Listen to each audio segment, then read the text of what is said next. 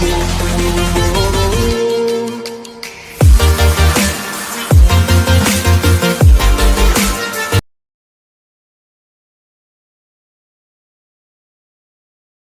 Students. Last part में हम लोगों ने अलजेब्रिक एक्सप्रेशन और पॉलिनोमियल्स के बीच में जो डिफरेंस होता है वो समझा। फिर पॉलिनोमियल्स का जितना क्लासिफिकेशन होता है based on number of terms या डिग्री पे जो क्लासिफिकेशन होता है, मोनोमियल, बाइनोमियल या फिर लीनियर, क्वाड्रेटिक, पॉलिनोमियल, ये सब चीज देखा जो हमारे एक्सरसाइज 2.1 में काम आया। अब हम लोग इस पार्ट में एक्सरसाइज 2.2 करने वाले हैं जो बेस्ड है on the concept of zeros of a polynomial. अब ये जीरोस ऑफ पॉलिनोमियल है क्या चीज? मान लो कोई एक पॉलिनोमियल है x² + 2x + 1। हम लोग पॉलिनोमियल को ऐसा रेफर करते हैं p of x = ये x क्यों? क्योंकि x वेरिएबल में, इसलिए यहाँ पे p of x लिखा। अगर यहाँ पे मैं y² + 2y + 1 लिखता तो p of y लिखते यहाँ पे। तो मान लो एक पॉलिनोमियल हमें इस फॉर्म में दिया हुआ है। अभी x का, ये वेरिएबल का जिस भी वैल्यू में ये पूरा टर्म 0 हो जाएगा। अगर मैं x की जगह पे 1 पुट करूं तो क्या होगा? यहाँ पे y² + 2 × 1 + 1, तो ये तो दिखाई दे रहा है। अगर मैंने +1 पुट किया तो ये 0 नहीं होगा। तो जिस वैल्यू वेरिएबल पे पुट करने पे वो पूरा टर्म 0 हो जाएगा, उसको हम लोग बोलते हैं जीरोस ऑफ पॉलिनोमियल। अभी और एग्जांपल्स से दिखाऊंगा तो समझ में आएगा। पहले इसका डेफिनेशन में लिखा था। तो ये वैल्यूज जीरोस ऑफ पॉलिनोमियल्स का जो डेफिनेशन या स्टेटमेंट बोल सकते हो, values of variable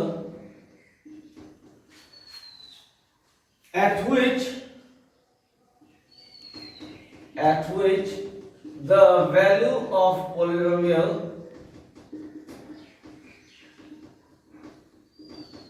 at which the values of polynomial becomes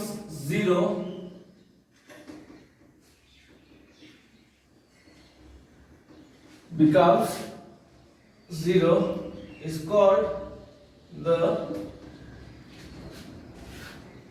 zero of polynomial।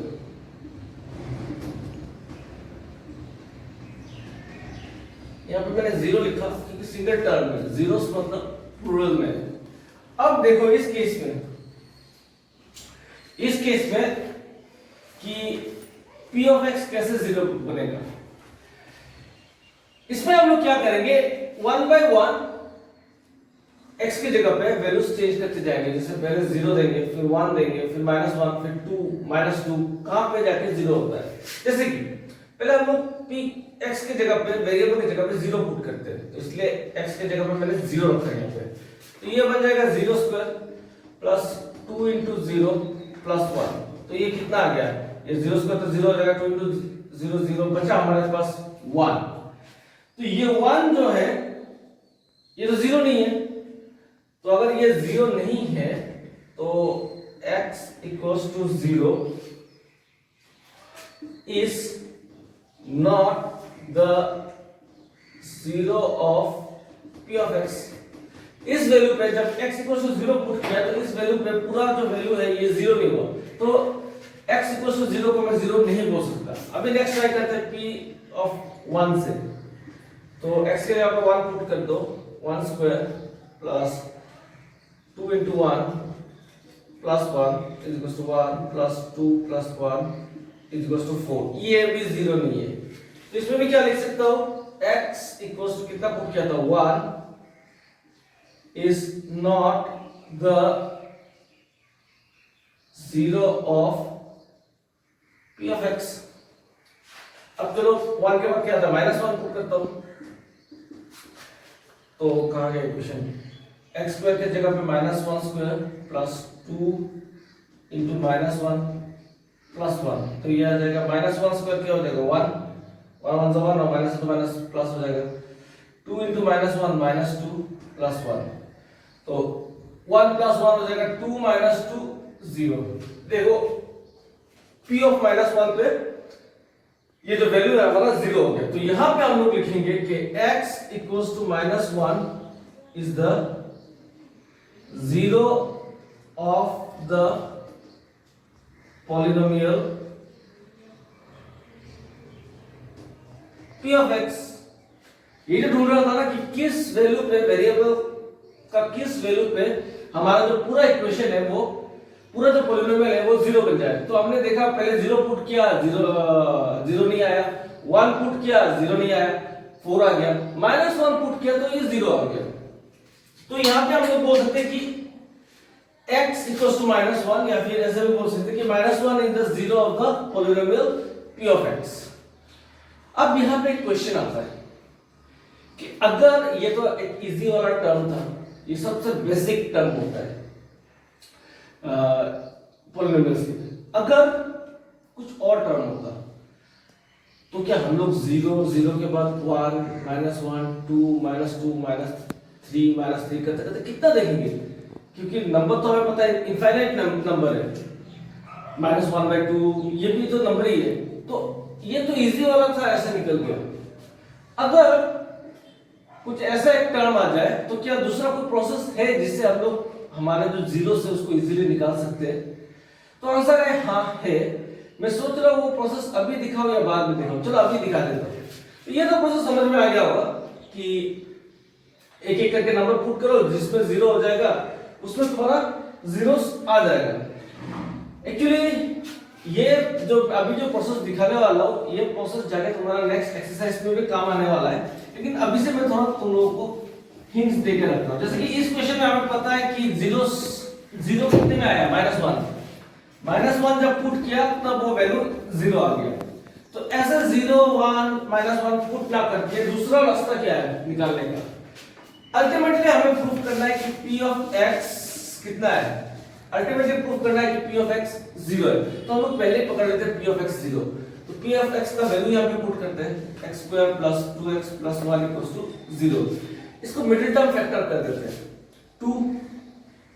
तो मिडिल टर्म फैक्टर क्या होगा इसका? x + x + 1। देखो x * x x² और 1 + 1 x + x 2x या फिर 1 + 1 2। तो यहाँ पे मिडिल टर्म फैक्टर करने से आ जाएगा x + 1 और यहाँ पे 1 कॉमन तो आ जाएगा x + 1। मिडिल टर्म फैक्टर तो तुम लोगों ने लास्ट ईयर किया था, ये तो आता होगा। तो देखो आइदर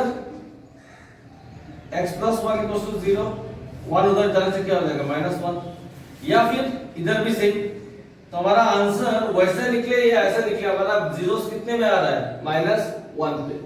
तो समझ में आ गया कि ऐसा करके भी हम लोग कर सकते। जैसे कि एक नॉर्मल सा क्वेश्चन दे दिया x + 7 p ऑफ x + 7 दे दिया, हमें बोला कि इस इक्वेशन का 0 निकालो। तो हम क्या करेंगे? p ऑफ x = 0 पकड़ लेंगे पहले। तो x + 7 = 0, 7 को उस तरफ भेजने से क्या हो जाएगा? -7। तो ये हमें मिल गया कि -7 पे ये इक्वेशन 0 हो गया। देखने से भी पता चल रहा है कि x के जगह पे अगर मैं -7 बिठा दें तो ऐसा होगा -7 + 7। तो 7 - 7 कितना होता है? 0। तो ऐसे करके हम लोग एक्चुअली में निकालते हैं। लेकिन इस एक्सरसाइज को करने के लिए हम लोग वो वाला जो प्रोसेस है कि पहले 0 फिर 1 फिर -1 फिर 2 फिर -2 ऐसा करके कि कौन से टर्म पे, कौन सा इंटीजर पे या कौन सा वैल्यू पे वेरिएबल का ये पूरा जो पॉलिनोमियल है वो 0 बन जाता है। तो अभी तुम लोगों को शायद समझ में आ गया होगा कि व्हाट इज 0। अब और एक चीज है, क्या कांस्टेंट पॉलिनोमियल का 0 होता है? सोचने की बात है कि क्या कि कोई कांस्टेंट पॉलिनोमियल का 0 हो सकता है कि नहीं। जैसे कि मान लो एक नंबर है 7, इसको हम लोग लिखेंगे 7x⁴0। अब देखो x का कोई भी वैल्यू ले लो, 0 छोड़े क्योंकि 0 तो नहीं ले सकते, इंडिटरमिनेट फॉर्म में आ रहा है। 0 लेने से भी ये वैल्यू कभी 0 नहीं होगा, क्योंकि यहाँ पे कुछ भी वैल्यू ले लो तो पावर 0 है, मतलब ये 1 हो जाएगा। तो आंसर हमेशा 7 ही रहेगा। तो ये जान के रखो कि कांस्टेंट पॉलिनोमियल का कोई 0 होता ही नहीं है। We cannot have any value of x at which constant polynomial constant polynomial will become 0। ऐसा कोई नंबर ही नहीं है जिसपे कांस्टेंट पोलिनोमियल x का कोई ऐसा वैल्यू रख ही नहीं सकते जिसपे कांस्टेंट पोलिनोमियल 0 हो जाए। अच्छा, अभी बात करते हैं जीरो पोलिनोमियल का।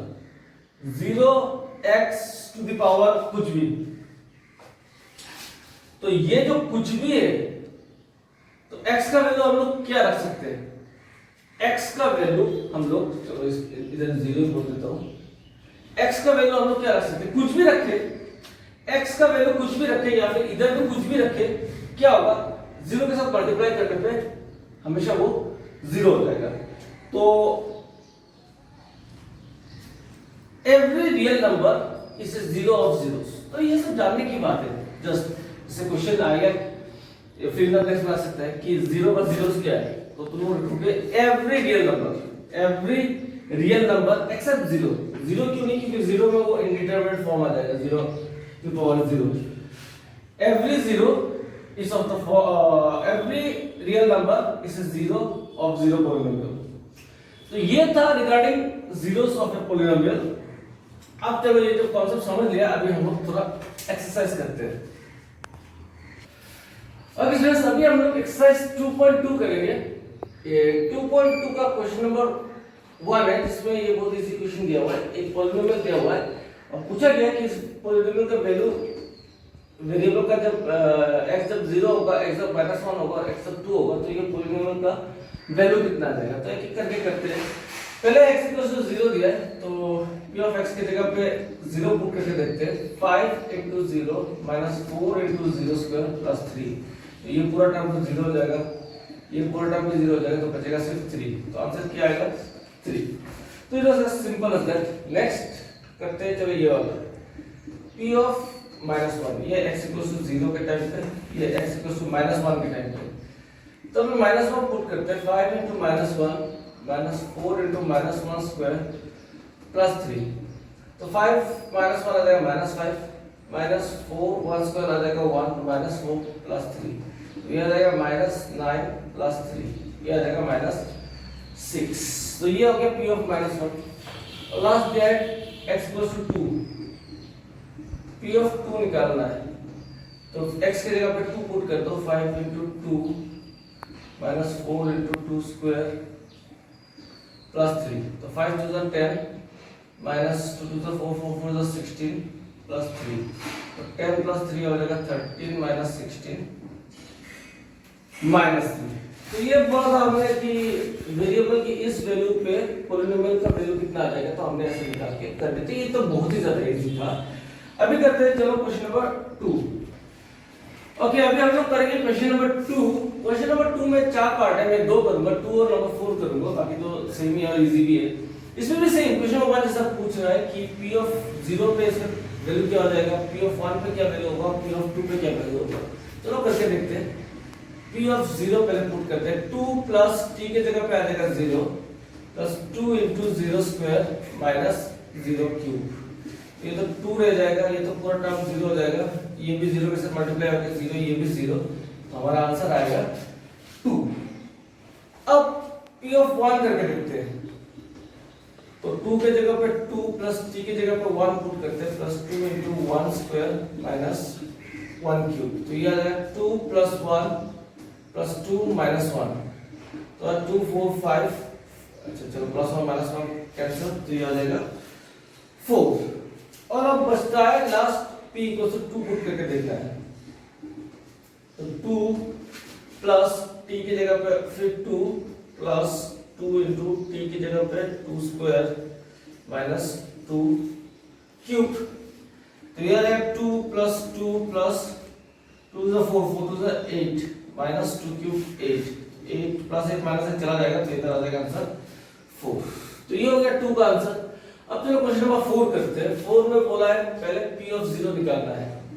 तो p ऑफ 0 क्या हो जाएगा, x की जगह पे 0 पुट करते हैं। 0 - 1 और 0 + 1। तो 0 - 1 is -1 प्लस 1 is 1, -1 प्लस 1 आ जाएगा ये -1। तो p ऑफ 0 आ गया हमारा -1।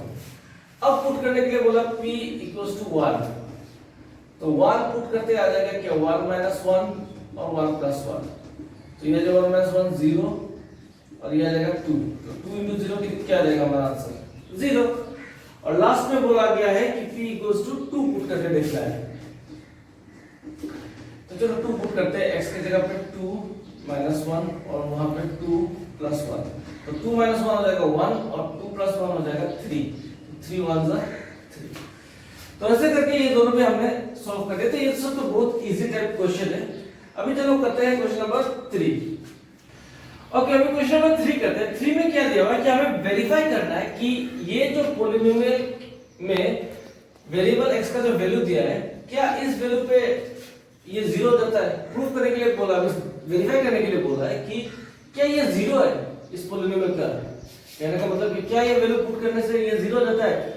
चलो ये तो वेरीफाई करना पड़ेगा। चलो पहले देखते हैं, यहाँ पे x हमें दिया है -1/3, तो पुट करते हैं p ऑफ, तो p ऑफ -1/3 पे क्या आता है चलो देखते हैं। 3 इंटू -1/3 प्लस 1, तो बात ये है कि क्या इस वैल्यू पे ये 0 आएगा, 3 3 कट जाएगा तो ये आएगा -1 प्लस 1, तो -1 प्लस 1 कितना आता है 0। तो यस, ये तो वेरीफाई हो गया कि इस वैल्यू पे ये 0 होता है। तो इसको लिखेंगे कैसे, -1/x इक्वल्स टू -1/3, फिर सिर्फ -1/3 लिख देते हैं। देखो -1/3 is 0 of p of x की इस पॉलिनोमियल का ये 0 है। अभी चलो इस पे देखते हैं। p ऑफ x की जगह पे 4/5 पुट करते हैं, तो 5 into 4/5 minus 5, 5 कट जाएगा, 4 minus 5, बाय मतलब क्या 22/7 या कुछ भी, लेकिन ये तो 0 नहीं है। तो therefore 4/5 is not a 0 of p of x, तो 0 ही नहीं क्योंकि ये वैल्यू तो 0 नहीं आया। तो चलिए यहाँ पे लिख देते हैं इज नॉट इक्वल्स टू 0, इसलिए ये 0 नहीं है। चलो क्वेश्चन नंबर 3 करते हैं। अभी 3 में क्या दिया हुआ है, 3 में दिया हुआ है कि p of x is equal to x square minus 1, x square minus 1,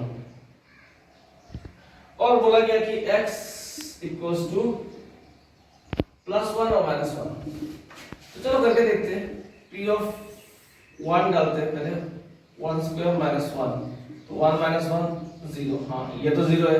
अब p of minus 1 में क्या आएगा, -1 square minus 1, तो ये भी 1 minus 1 0 ही है। therefore -1, 1 आर द, अब देखो 0 नहीं लिखूंगा, मैं बोलूंगा zeros, क्योंकि 2 हो गया ना, zeros of p of x। zeros मतलब ये वैल्यू पॉलिनोमियल में पुट करने से वो 0 बन जाता है।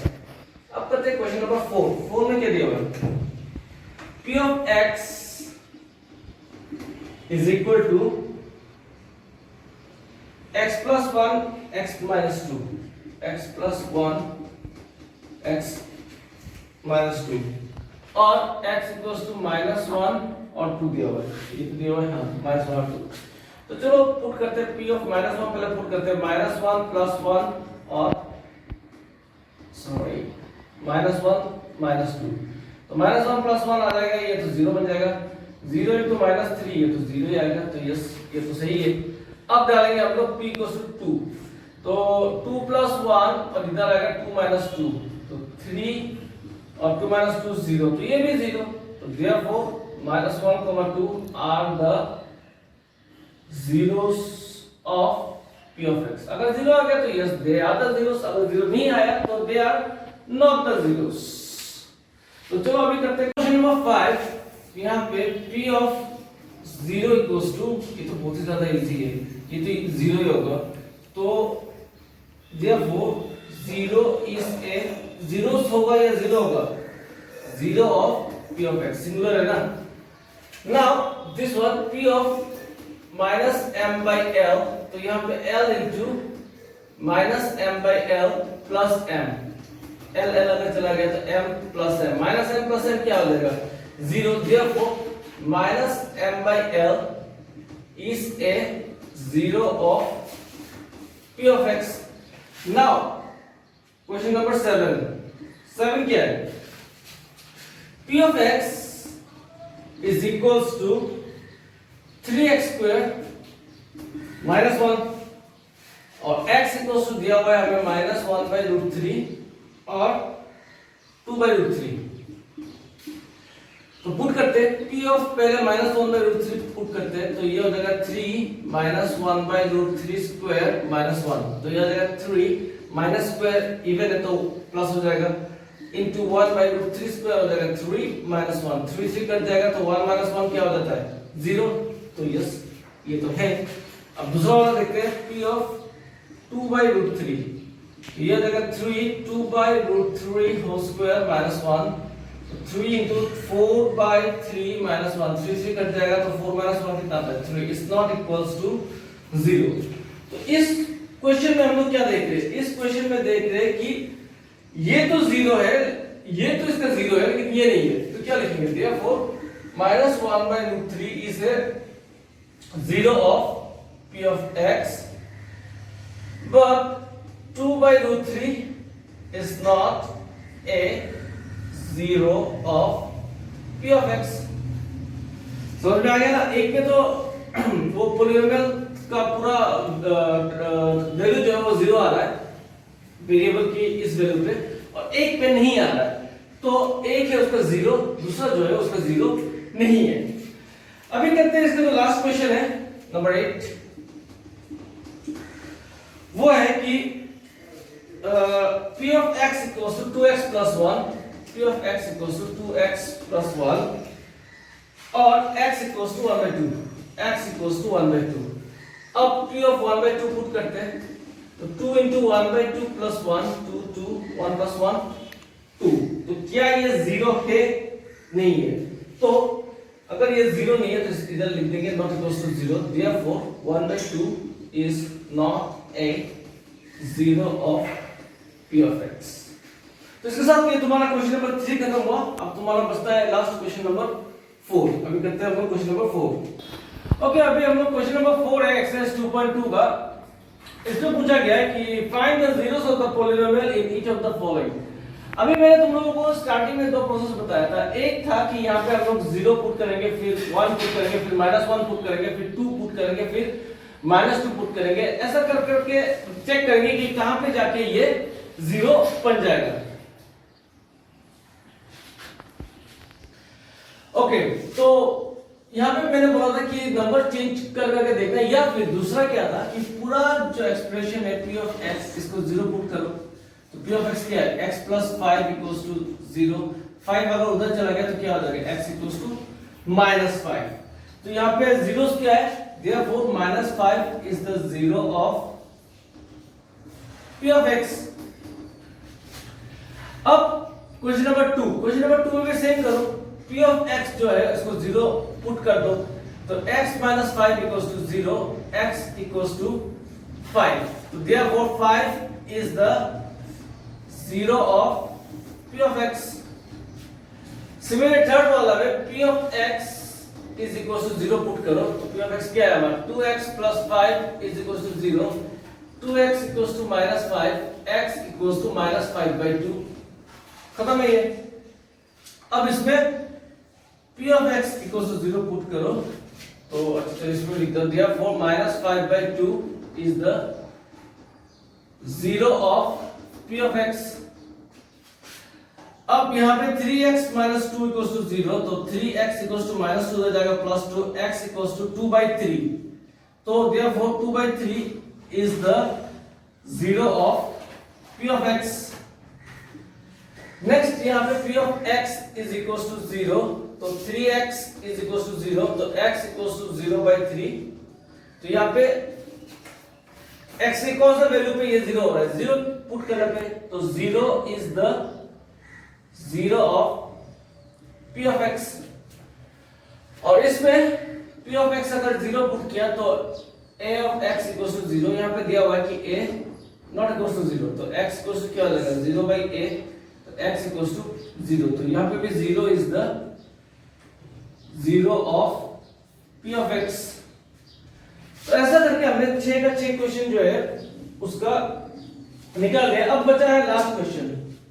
लास्ट क्वेश्चन जो है मैं यहां पे कर देता हूं। लास्ट क्वेश्चन में हमें दिया गया है कि P of x is equal to Cx plus D, और यहां पे बोला है कि C 0 नहीं है और C और D जो है वो रियल नंबर है। इसमें भी सेम पुट करो कि P of x is equals to 0 अगर पुट किया तो Cx plus D is equals to 0, तो Cx is equals to D उधर चला जाएगा तो माइनस D, तो x equals to क्या हो जाएगा माइनस D by C, तो यानी कि माइनस D by C जब यहाँ पे हम लोग पुट करेंगे तो इस पॉलिनोमियल का वैल्यू आ जाएगा 0, therefore minus D by C is the 0 of P of x।